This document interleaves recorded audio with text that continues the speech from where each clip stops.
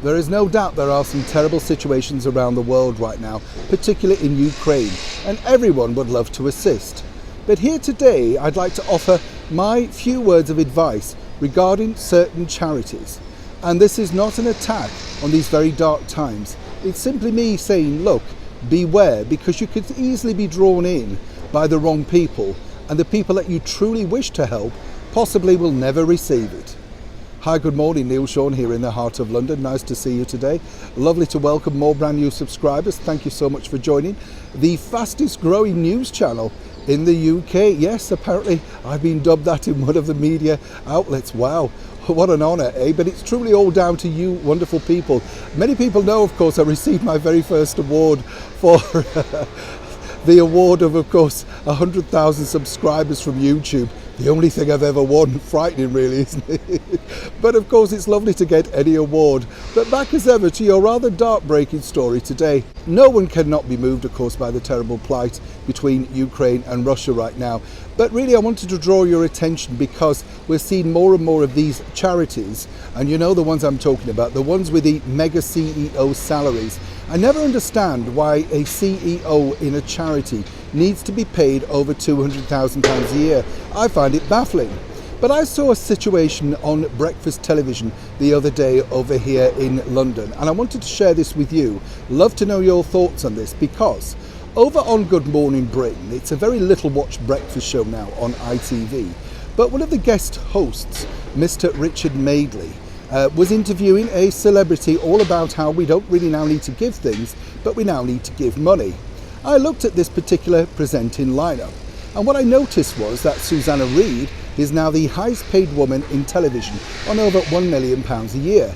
Mr. Madeley himself has had a substantial career in television and must be at least a multi-millionaire. But during the conversation with Ben Fogle, he announced that it was very simple to donate to this particular charity. In fact, he turned to camera and said, look, while you've been chatting now, I found them online on my phone. All you have to do, guys, is simply download it, and there's the red button, you can donate. Lovely, very worthy cause. What I did notice was, though, that Richard didn't donate on air, he simply turned his phone over. Now, what I'd like to know is, and I'm sure I've possibly got this wrong, but I'm sure Mr. Madeley, who was so vocal about getting the British public to donate to this particular charity, I'm sure he must have done that too.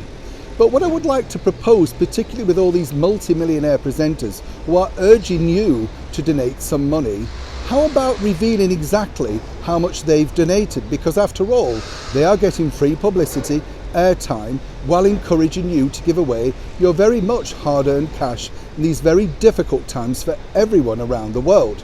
On television tonight over here, there's a programme called Channel 5 and How You Can Help, all about the Ukraine crisis. And once again, it's a plethora of celebrities, you know, the usual claptrap of them filling bags, helping out, delivering water, that sort of stuff. But what you've got to remember is this.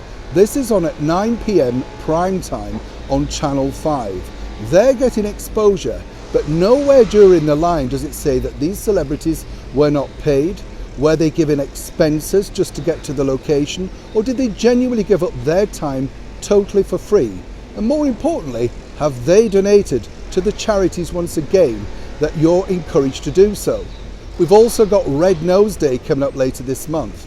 And once again, if you look at the eye-watering salary of the CEO, you may truly think differently to donating to these charities.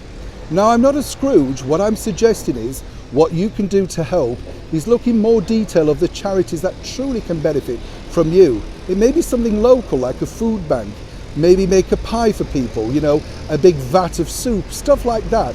Look around you and see what you can really do to help those most needy in your reach, and of course further afield.